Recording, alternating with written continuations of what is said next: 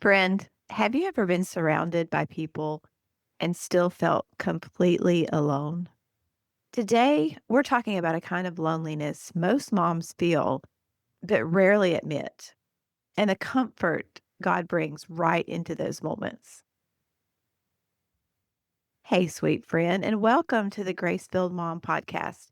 I'm Amy B. Crowe, a mom, author, and someone who understands firsthand what it feels like to have kids pulling you in different directions, to juggle all the practices and appointments, and to pour from an empty cup more days than you'd like to admit. This is your space to exhale, your space to feel seen, your space to remember that you're not alone and you're not failing. Every week, we'll talk about the real life motherhood that happens in the car line, in the kitchen, between homework and dinner, on the sidelines of yet another sport, or in those quiet moments when you finally catch your breath.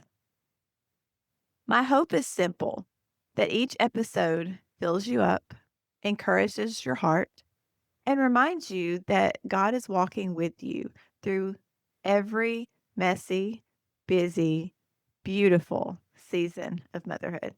I'm so glad you're here. Let's grow in grace together. What happens when you feel alone in motherhood?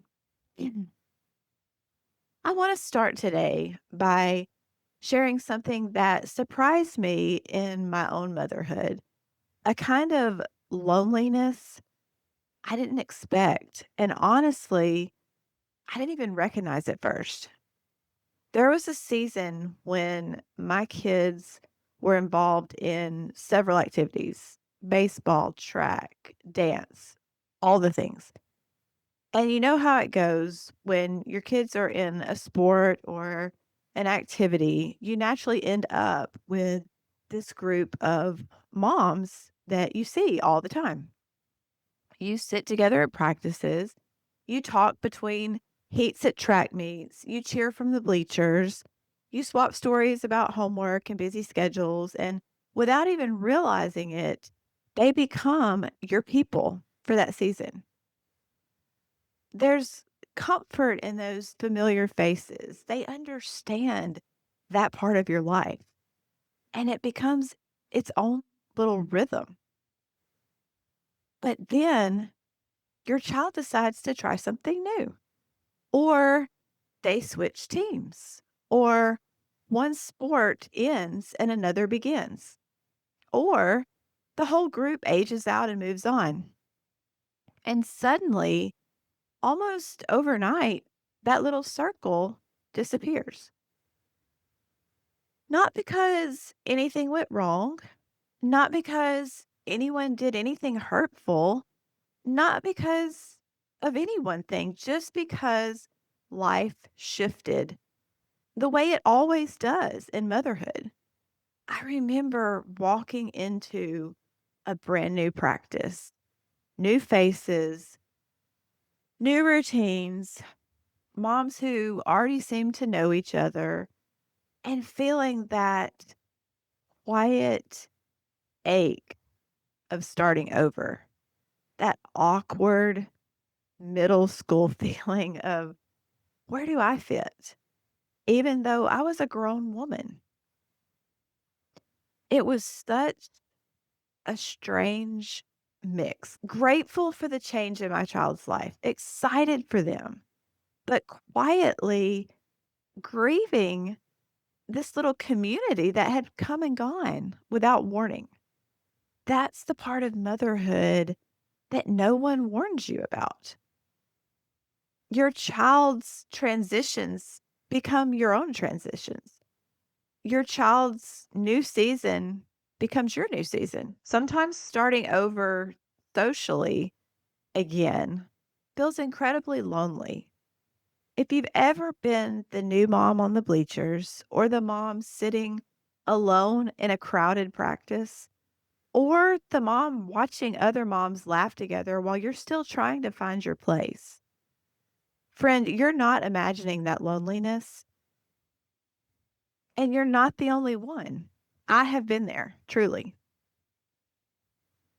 Today, I want to talk about the kind of loneliness that moms don't talk about.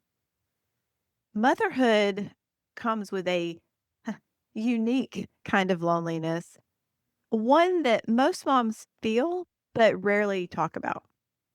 It's the loneliness of being needed constantly, but not always understood. It's the loneliness of being surrounded by noise, but feeling emotionally isolated. It's also the loneliness of being the one who holds everyone else's feelings while no one is holding yours. When friendships shift because of moves, changing sports, new schools, new jobs, or different schedules, it adds another layer that's so rarely acknowledged. Some friendships fade, they're only there for a season.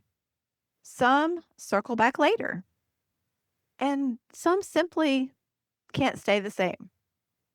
And even if you understand why, it still leaves a quiet sadness behind. Loneliness doesn't always look like being physically alone. Sometimes loneliness looks like showing up, smiling, and pretending that you're fine, while inside, you feel like no one sees you. But, friend, nothing is wrong with you for feeling this way. You aren't failing at friendship. You aren't too much or not enough. You are simply human, and your heart was created for connection. So, I want to talk to you about how God can meet you in the lonely places, in the places where you feel like no one gets you, no one sees you. You're by yourself. God sees you. One of the most beautiful things that God has done in my life is meet me in those quiet, lonely spaces, the ones where I felt unseen or unsure of where I even belonged. I remember one morning after drop off, we've talked about the car line drop off.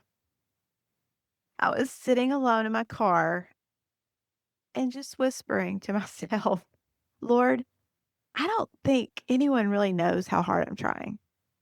And in that quiet moment, I felt such a gentle whisper back. I see you. Not the polished version, not the public version, not the holding it all together version. He saw the tired, stretched thin, trying so hard version of me. Psalms 34:18 says, "The Lord is close to the brokenhearted."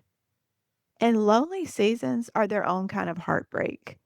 They break your sense of belonging. They break your familiar rhythms.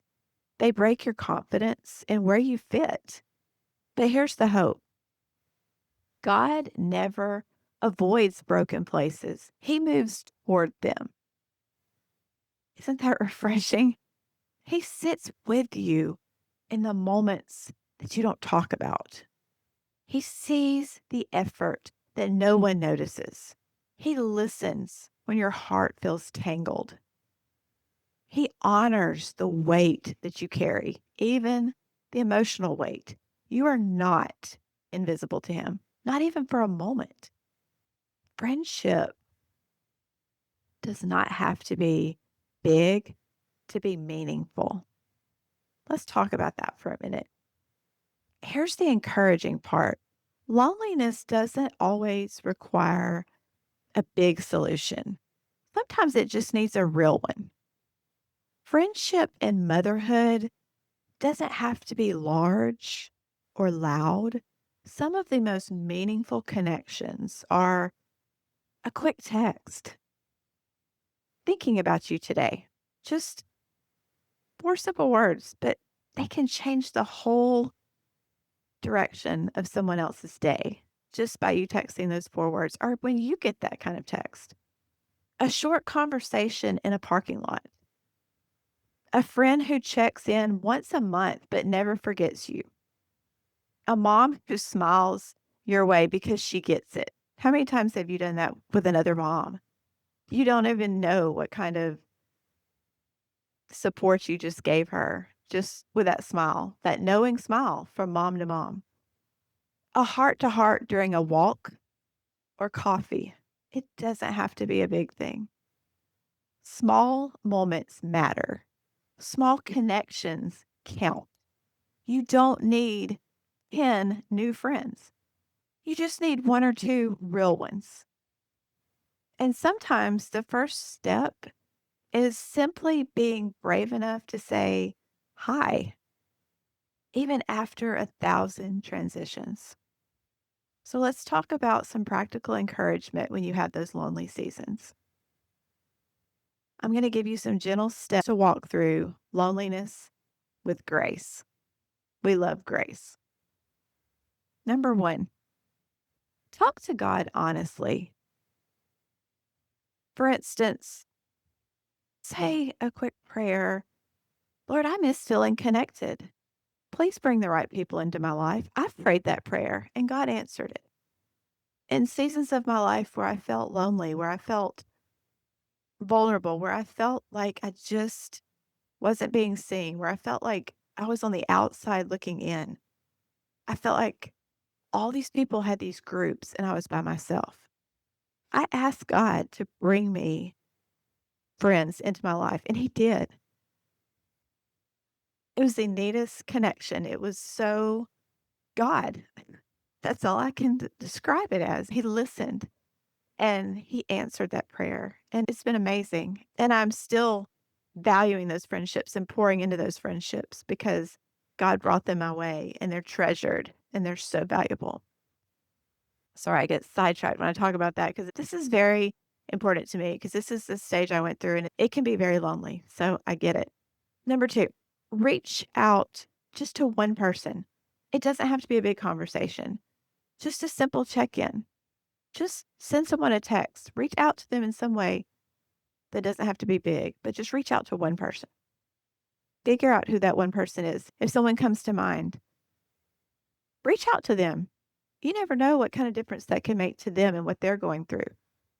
Number 3, notice the people that God places around you. Sometimes new friendships appear in unexpected places.